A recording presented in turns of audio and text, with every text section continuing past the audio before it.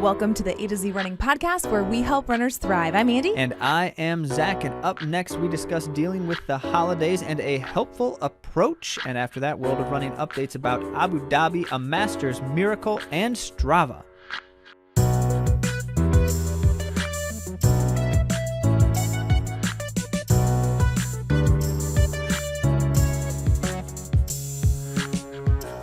Glad to have you with us again, and happy holidays, Merry Christmas, and we hope that this is a refreshing and rejuvenating time, despite what for many of us is a very busy, chaos, and hectic time.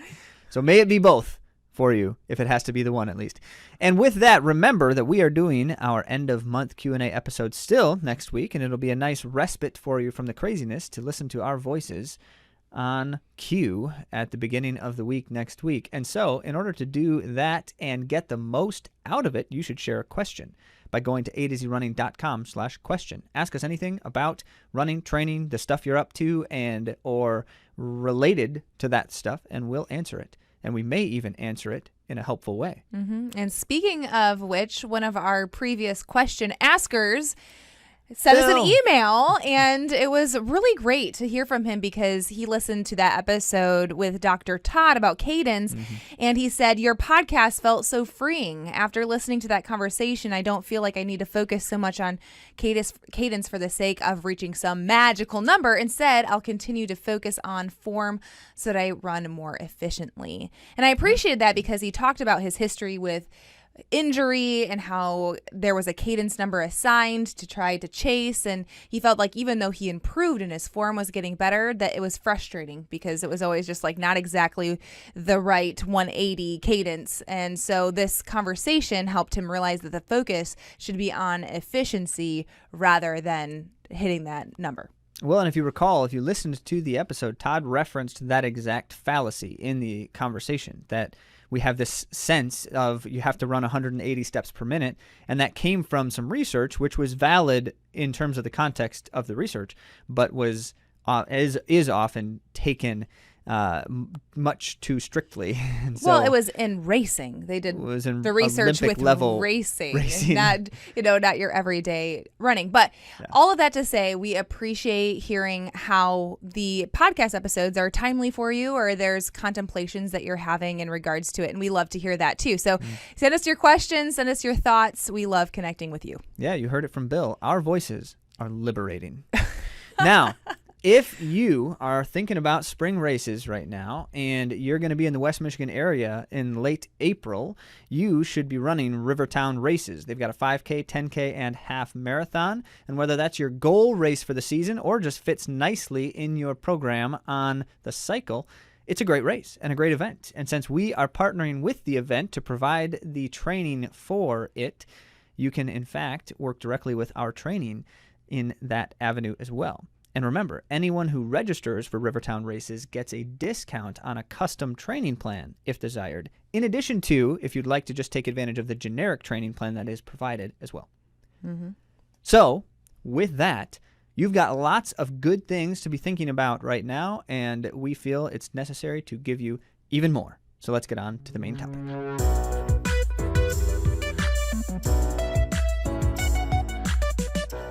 For our topic today, we're actually kind of continuing some of the reflection in last week's episode. If you did not listen to the self-discipline episode, you should do so. Some great advice, if you recall, from Peter Hollins. Priority number one in terms of trying to become more productive is to schedule our attention. And we feel that is a thoroughly compelling and convicting recommendation from Dr. Hollins. But as it goes, we also have been thinking a lot about, well, this moment in time, as is true with all moments in time, is unique. And we have to apply some of these concepts uniquely as a consequence. So we're thinking about the holidays and the busyness. And that may look very differently for you than it does for us or someone else. But for almost all of us, it's a different time than other parts of the year. And so how do we go about addressing that difference, and what kinds of things are in fact different about it? Right. We want to try to circle that a little bit here in reflections, as well as some really interesting, if you notice the title, it was a little clickbaity for this episode. That was on purpose. The Eat That Frog approach. If you've never heard of that, Stick around. We're going to explain. It's relevant. It's relevant, and it's kind of funny. And it comes from Mark Twain, which just makes it that much better. All right, so let's get started first. We just want to reflect a little bit on what are the things that are different or tend to be different in a period of time like this, where you have different schedules, where you have different social demands, where you have different, or even potentially resources, or the resources that are available to you might be different. And so in these ways, it might be something like, your schedules are likely different to some degree if you have kids in school, for instance, because they're going to have breaks from school around this time. And some of them it's 2 weeks, some of them it's not as much anymore, which has benefits and costs depending on how you're looking at it. But your schedule may be different now than usual. Mm-hmm. So that's one consideration and comes with some unique challenges. And your priorities because of that. For your time. For your time. Yeah, because during the holidays, if you're spending more time with family, you want to prioritize that special time that you have with the person from out of town or your kids, as you just said. Well, that's the next one. Social demands are different during something like this. So if you have family who are traveling out of town or in town, if you have friends who are traveling to see some of their family, but it's like, well, now that they're in town, we don't get to see each other a lot. So like it tends to be the case as we're talking with runners that everyone's asking us about the same question right now, just with different nuances. And the question is, I have these differences in demands on me and priorities, and what do I do about it? And it's usually related to people.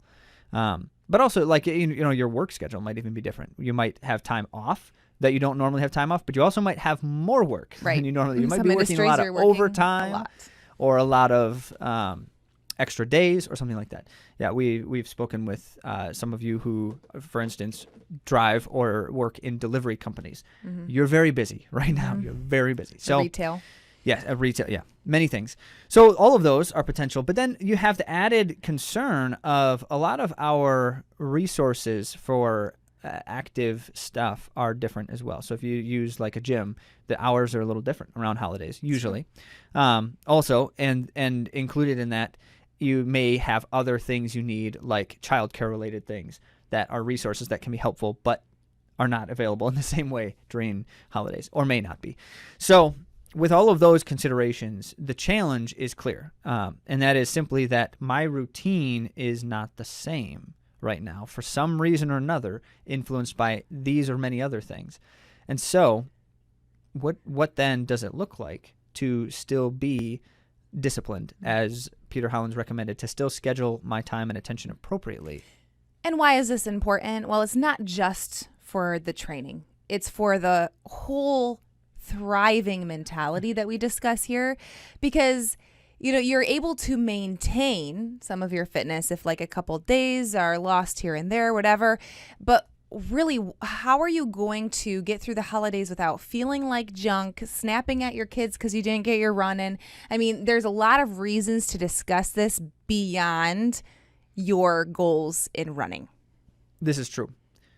But we don't care about any of those reasons except for running. I'm kidding. Zach. So all of that to be the case because of that. In fact, because of the myriad reasons as well as myriad priorities, it becomes that much more important to think about trying to schedule my time and attention, because I know that there are more important things and they will take precedent. So if there's opportunity and time, I need to look for it more carefully.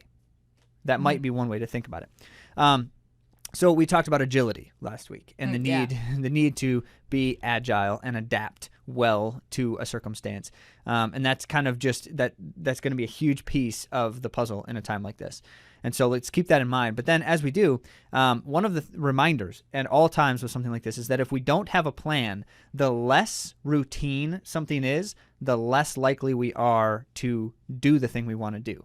And so it's one of those where it's like, oh, I don't need to plan when to run because I don't have to work tomorrow. The kids are off school. We're all just going to kind of have a nice relaxing day, right? No, because if we don't plan, we are even less likely to do things when we're out of routine. It's one of those crazy things about productivity, right? So if I want to get something done, I have to plan to some extent or I get nothing done is kind of like the first concern with some of those things. Now, that being the case, it is especially true then that we need to anticipate the need to adjust that plan because it's so unstructured or different in nature, the routine. So I need to schedule it. I need to plan it, but I need to be even more prepared to handle the scenario when it doesn't go according to plan. And I want to speak to all the other anxious people out there. If you do have a plan and you have already articulated that to the people, the significant people that you're going to be spending time with on that day, your family. If I'm communicating with Zach when I'm going to go for a run, there's less anxiety if you already kind of know what the day is going to look like. It's also easier for someone else to say, oh, there's actually something else that we need, because they know that you're planning to do that. Otherwise, it's one of those things where it's like I'm putting my shoes on and I'm about to head out the door and someone says, we have to be at your mom's house in an hour. I'm like, what?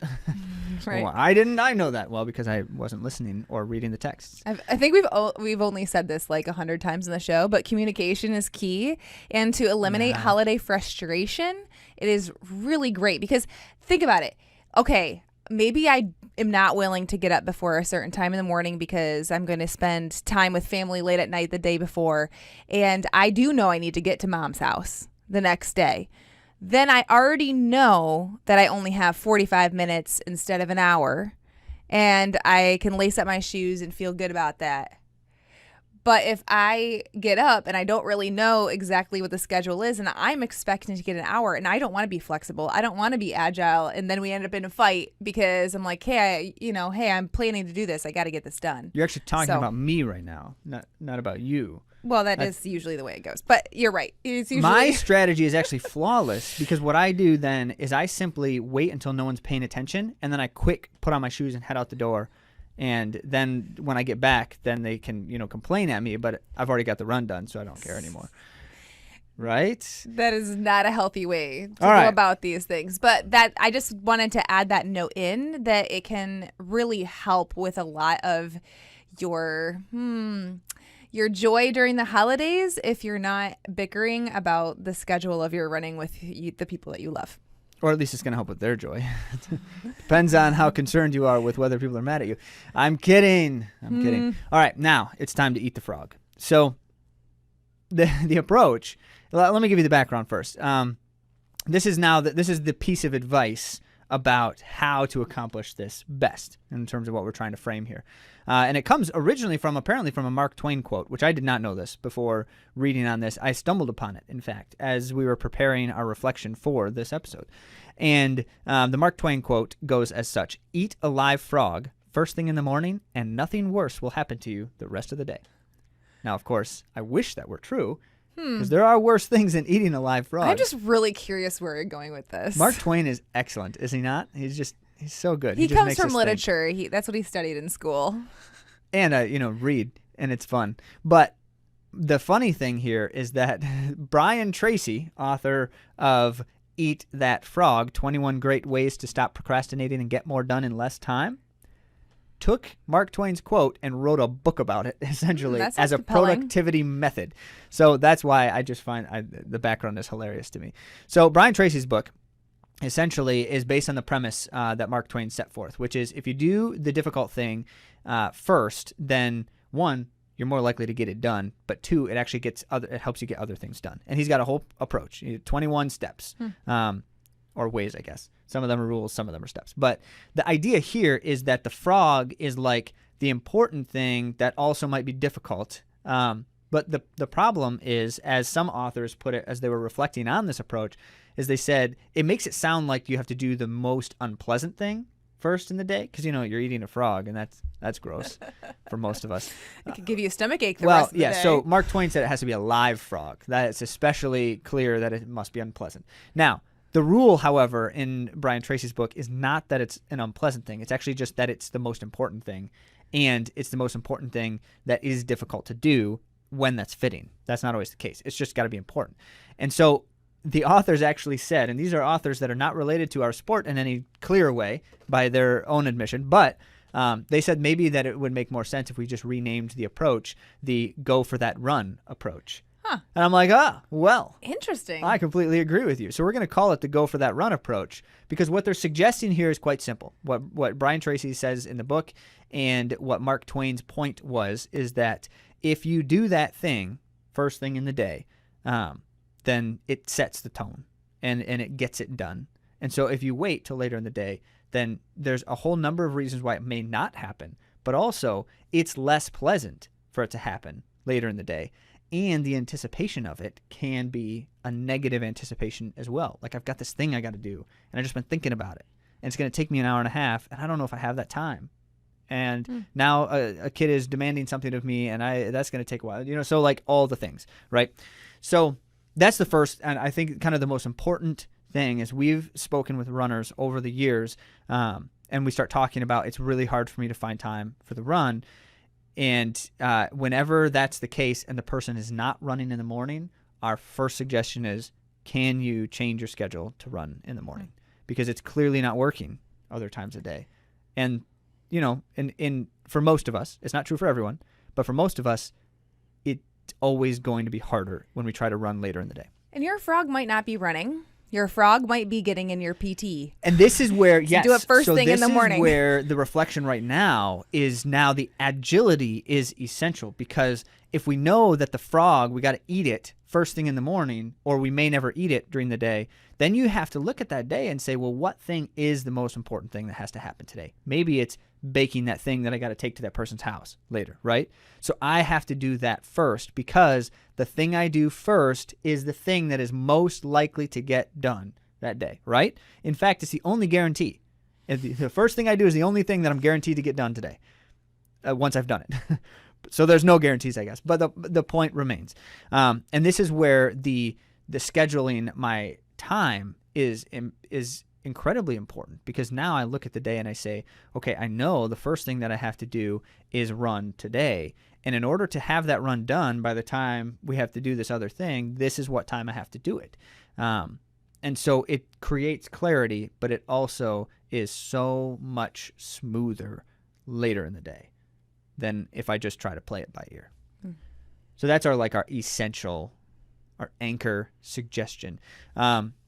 Now, I will say you start to kind of consider other reasons why this. So they look at things like Daniel Pink's book, When, which is a great read. If you want to just read about like the science of timing and time of day and some of those things, you've heard us reference his work a lot. So maybe we don't always quote it. But like when we start talking about new beginnings, the reason why the New Year's resolution is in fact so powerful for behavior change, it's also terrible for long-term behavior change, which is a different conversation. Maybe we should have that one actually after the new year. But the point being, new beginnings, as Daniel Pink writes, are the most valuable time to do a new thing. So look for a natural new beginning, the first day of the week, the first day of the month, the first day of the year, a day after a break, all that kind of stuff. Well, anyway, that's not really the point we're trying to make right now. The point right now is Daniel Pink writes about when in times of day we do certain things best. He even actually gets into physical exercise. And one of the things he notes is that when it comes to performance and performing at our peak, it is true for almost all humans that we are at our peak physiological potential in the afternoon. Did you know that? You've told me that before. Yes, I know. So that's interesting, right? Because all of our races are always in the morning for like road races and such. And yet, it's true in general. Now, that changes depending on so longer the event is, the less that's true.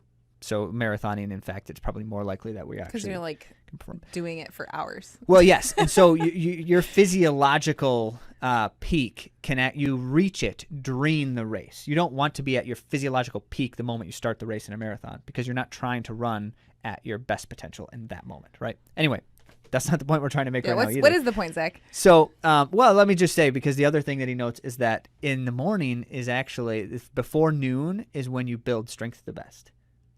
And so, as a consequence, there's actually a physiological rationale for why it's better to run in the morning than in the afternoon or evening.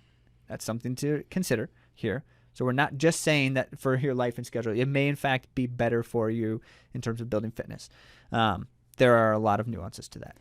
Well, people who know me know that I don't typically run in the morning. It's true. So what do you have to say about that? You should if you want to be better. Well, then you won't be able to so because we have children. But I did want to make... The point is that that's not true for every single person, though. And this is where the question comes up right now. So we're suggesting that if you want to get something done, the best time to do it would be first thing in the day. But you also have to be aware of your own ebb and flow in day timing. So Daniel Pink writes that we tend to be, almost all of us, the most productive in the first few hours of the day after we wake up. And if we're not morning people, we need an hour first to wake up, and then it's the first few hours. But also, we have ebbs and flows in energy. So productivity is not always related to energy. Sometimes it's focus. Also, when are we most available? And so when are those times of day when we have the greatest lulls in other things going on? So that's going to be different day to day. And then just thinking about, like, if I have certain things that I have to do, my priorities, is it best to do them? And that's where we take Peter Holland's advice and try to schedule our time and attention well enough that things are most likely to happen, but hold it loosely enough because there's no way that things are going to go according to plan every day, especially during an uncharacteristically chaotic time. Yeah, I mean, I think that there can be ideals, like, you're saying that the morning might be the better time to run, but when you're meeting people or you have things that are going, you can be just as energized by that and you're still getting good work in. So I don't want people to come away thinking like, okay, if I'm not a morning runner, I'm not hitting the ideal. But that, because it could be the ideal for you, like Zach was saying, not every person is the same, but also for your consistency and for thriving. So for me, it's better to find a time where I can be social and run at different times of day than it is for me to get her done every single morning and eat that frog before I start my day. No, however, you do at times do that exact thing, though. So you look at the day and you say, this is when I got to do it, or this is when another friend needs to do it, and I'm going to run with that person really early in the morning. And so it's again a question of looking at my day and addressing all of these factors and then making the best choices based on them. Mm-hmm. I do want to note, because I think that it's the case for most of you parents out there, that your kids are probably going to get up super early on Christmas morning. So it's going to be hard to get the run in super early. I think a great time, I'm putting this out there, it might be helpful to you. Once they've opened some of those gifts, so some of them are toys, it might be a good time to slip off for a run when they're really enthralled with their new things. Yeah. Could be. So. Indeed, it could be, especially if it's like something like you have a treadmill somewhere and then you can just jump on it because, someone's going to need you. And anyway, or maybe it's better to not be on the treadmill because someone's going to think they need you when they don't. Well, that's good. That's good suggestion. And that's where we try to basically build from these thoughts, build the most likely, the suggestion that helps balance the best. And that's essentially, if we have kind of like 3 steps, these are things that we regularly suggest in many contexts. But what it comes back to is, first, you do schedule it, and you do try to build a routine. And so when you have a period of time that's not routine, you have to be more deliberate about scheduling it. And then just take that frog advice. And the first thing is always the most likely to happen that day. And so if the running is the key priority for the time, then I try to do that first thing if I've got a busy day ahead of me and who knows where I'm going to go. That's one way to approach it. And then the second key takeaway here is, as Andy likes to say, but then you got to tell everyone. Don't schedule it and then just assume it's going to work out if no one knows, because expectation is so important. And so, yes, despite Zach always making jokes about it, it is necessary to communicate. And if you're like Zach and you don't communicate well by instinct, naturally, it's even more important during these types of times. Mm-hmm. Andy agrees. I agree. And then the third thing is, with all that work we've done trying to schedule our time, is assume the need to adjust and adapt, and be ready to just roll with it. Because part of the challenge here is always that we hold so tightly to the schedule that it frustrates us when we have to change. And that by itself is, once again, a problem. It's almost always, for the two of us, a point of conflict. When someone says, you can't run at that time, you need to find another time, then it turns into a fight. Well, why is it a fight? Simply because that's what I wanted to do, and I can't do it. And when I don't get what I want, I throw a fit. So she funny. didn't deny that, so it No. actually might be true. It's not like, She still didn't deny it. No, because it's a different kind of fit. It's like a pout. Yeah. And there's dangers in overdoing it too during the holidays. And if you are just like, I must do my schedule no matter how I feel, I must run that workout even if I feel terrible, then there might be problems in that regard as well. I think there are some of us who tend to burn the candle at both ends, and adjusting could be just what you need for your training and actually for getting better as a runner. So listening to your body's needs and doing an honest evaluation just helps us be more agile in the best ways possible. And this is a side note. It can be tricky to evaluate what we truly need at times. At least it is for me. So I'm speaking from my own personal experience that sometimes my social, mental, and emotional fatigue feels like bodily fatigue. And I feel too tired to run. But in reality, when I run, I feel rejuvenated. It makes me feel better because it's a different kind of fatigue. So it's just I'm just not reading my body quite right. But if I think about it, I'm like, okay, why am I feeling so exhausted like this? And if I can pinpoint the reason why, and during the holidays it makes it a little bit more obvious, I just might need a quiet run, or I might need to just get outside after being inside mingling with people all day. Yeah, you need to know yourself with that particularly. We've talked with many runners who fall in a similar category as Andy, where they feel like if they just make the choice to just try to do it, that it helps them feel better. And then we've talked with others who, I just try to do it and I just can't get through it. And I'm like, walking every couple minutes, and I'm just really struggling and overwhelmed by the fact of I'm trying to take this time to do this, and, other things are on my mind. And so one of the things we're always doing as we're talking with runners in a specific situation like this is trying to ask the questions about, what are the things that help? What are the ways I'm using my time that contribute positively? And running can often be a multifaceted way to do that. So for some of us, it's like, time to disconnect a bit is helpful, helps me recharge a bit.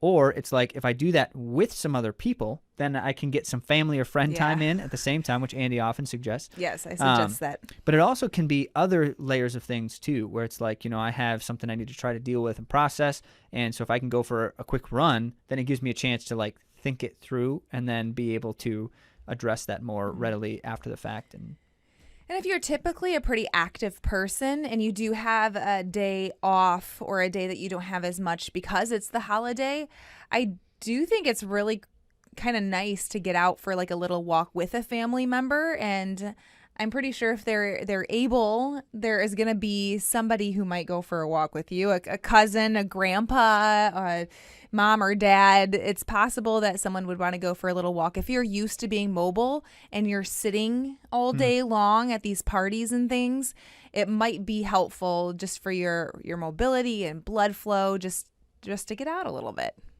Indeed that. So now that you are prepared to have the best possible experience through these holidays, or really any period of time that is an atypical structure of schedule for you.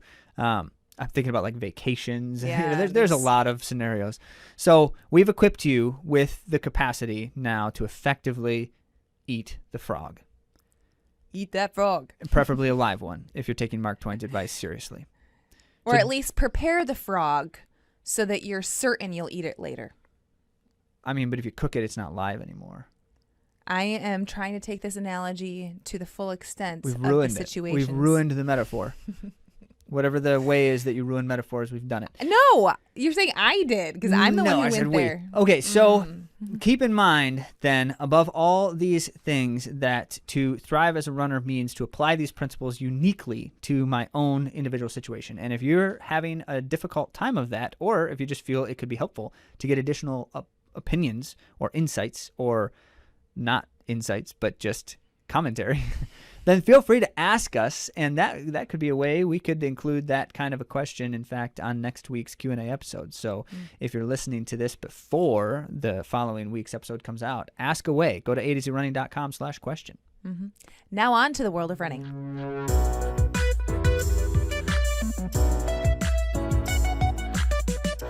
Few interesting things to cover in the world of running here, despite the fact that this tends to be a lull, and we know that. And as a consequence, we get to kind of like find some more precise, interesting, unique situations. There's some good stuff share. this There week, always actually. is something. There's always something.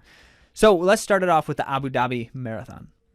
Not only is it fun to say, but there's also some very fun news to go along with it. We love this kind of story, and it's not the first time that we've been able to report this, but the pacemaker was the winner of the race. Timothy Kiplagat Rono of Kenya kept running after his pacemaking duties to complete an impressive win of 2:05:20, which was more than 4 minutes ahead of the next guy.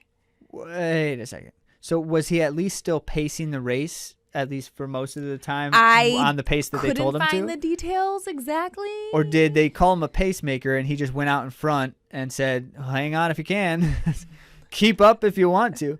I think based on the couple sentences, so this isn't really great information to glean from, but it kind of seemed like he was planning to finish the race. But maybe I'm wrong. I don't know. It seemed like it. It will be the case. And a lot of times marathon pacing is often just that, where you have a runner who's just willing to lead the race at a given pace, and their plan is, in fact, to run the whole race, because their hope would be, I want to try to actually run that time. And it might be a way for someone who might not get an appearance fee to get a substantial amount just for towing the line. True. Although we don't know if it actually truly is substantial. But at the very least, all pacers at major types of events are paid. And so as a consequence, it is, yes, exactly that. It's a way to be able to compete in the event if you don't necessarily qualify in the A list for that event, too. Yeah, we don't know. Although in this case, he does. But we don't know the situation here. Exactly. It's cool. We love stories of tenacity, too. And on the women's side, we had one of those. Keep showing up as a lot of runners' favorite quotes, or one of our favorite quotes. It's by Des Linden. You and Aaron, for sure. Yeah. Yeah, Aaron. And that's fitting for this women's marathon winner. Eunice Chumba ran the Abu Dhabi Marathon, placing second twice and fourth once, and she was the winner of this event. Is this her fourth time doing it? I don't know if she's done it more than that, but at least 4 times. But at least 4 times. So second twice, fourth once. And she pulled off the victory. Yep. Chumba is from Bahrain, and she is the national record holder for her country. And she set that last April, so April of 2022, with a time of 2:20:02. And her time at the Abu Dhabi Marathon was just shy of that time in 2:20:41. Nice. Yeah. But that's excellent. Yeah. Always fun stories. Well, speaking of fun stories, this one's actually of personal interest to me, this next one here, because this runner is one of those who has been a career-long inspiration to me, and I'll explain why in a little bit.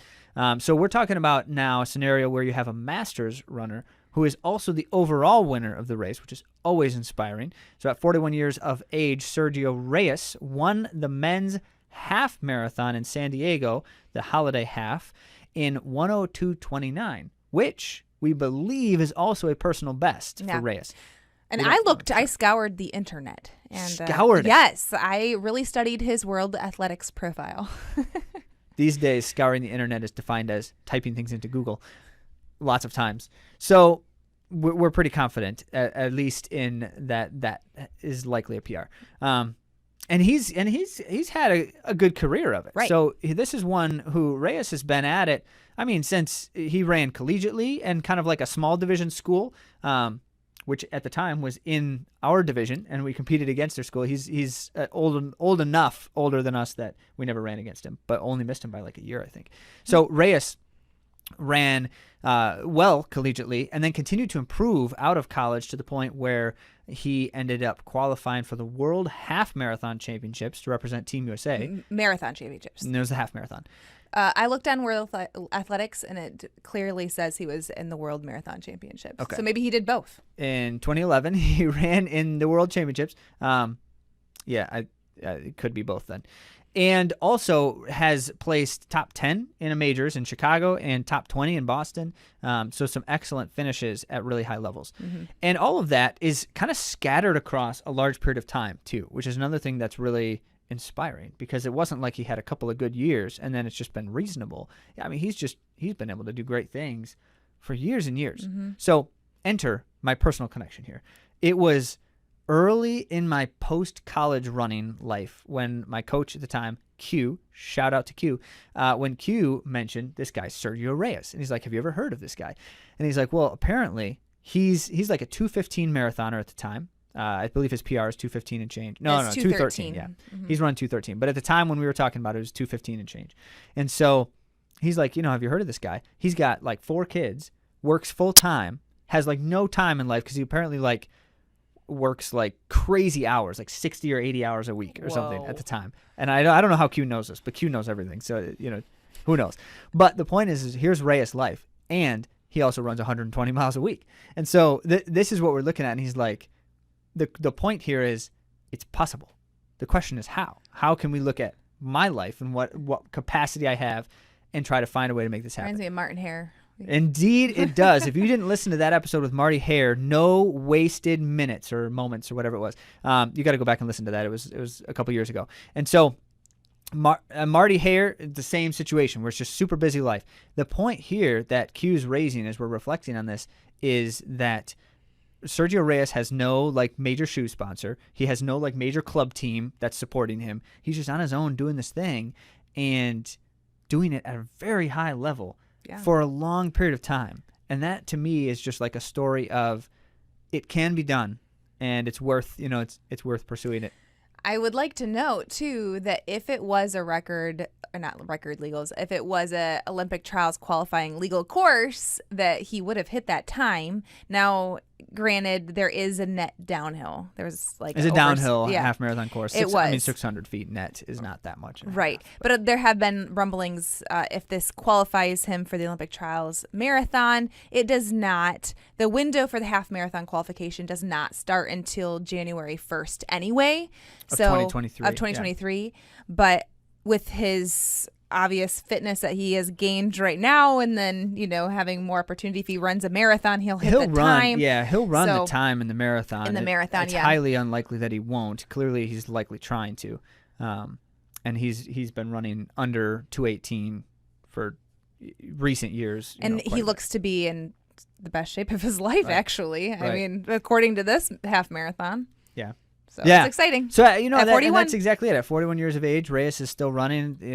What equivocates to about the best of his life, and that's just it's great to see. It is uplifting all our spirits. Mm-hmm.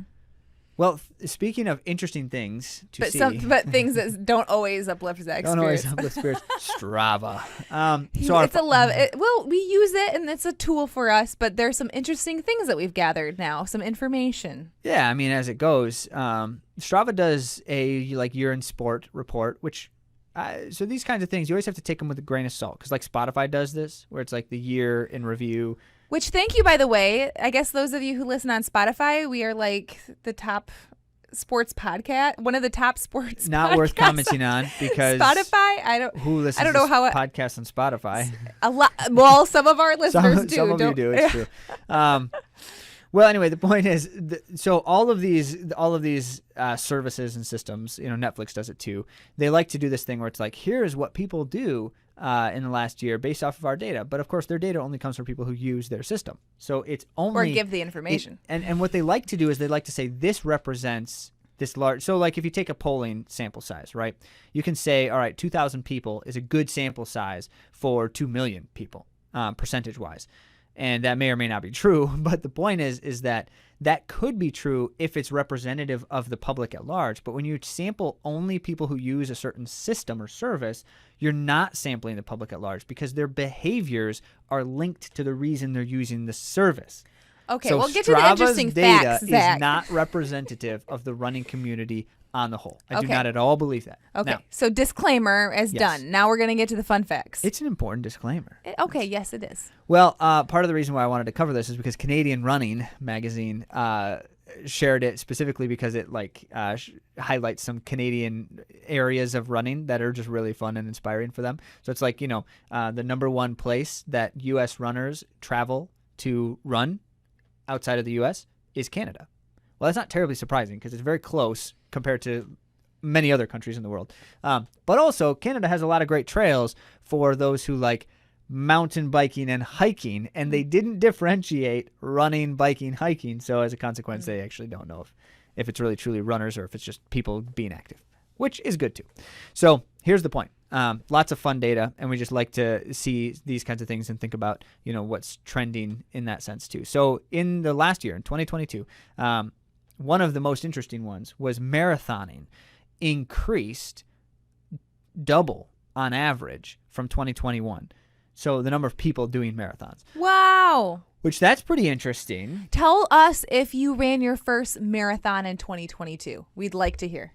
Yeah. If you're one of those pieces of the statistic. Right on. Yep. So lots of people running marathons in 2022 who didn't in 2021, or running more of them who didn't do as many. So here's where they broke it down by country, which I just found really interesting. So apparently in the United States, it was 2 times more. Double. So that's the average. U.S. was holding average.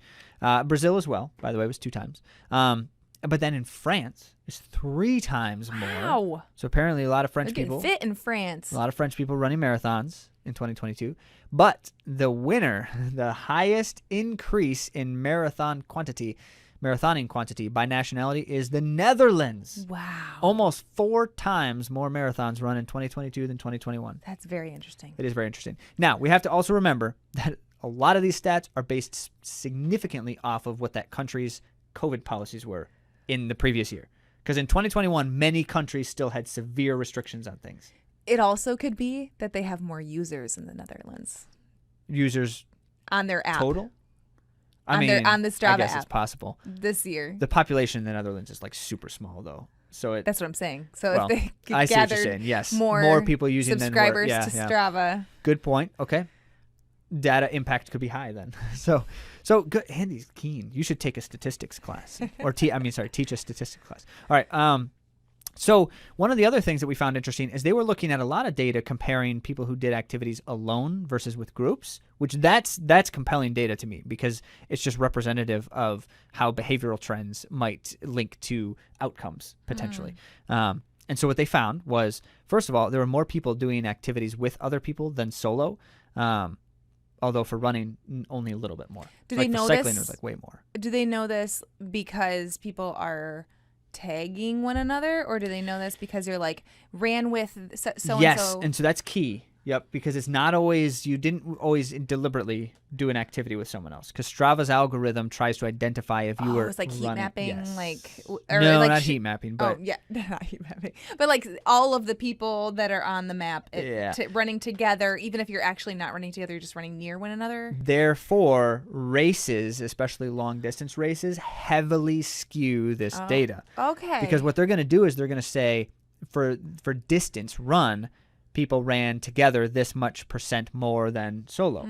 Well, if you've got someone who runs a marathon, which is a significantly longer distance than most of their other runs, and then they maybe run a long run once a week or so with other people, suddenly that looks like they're running with other people by the distance quite a bit more, where they're only doing it occasionally because the longer. Okay, so that's one thing to remember there. But the point being is that for running, it was like 25% more distance run with someone than solo, which is pretty cool. For biking, it was like 150%. So that matters. And it makes sense because group riding tends to be a more common phenomenon, but also group virtual riding is a significantly more likely thing than running virtually.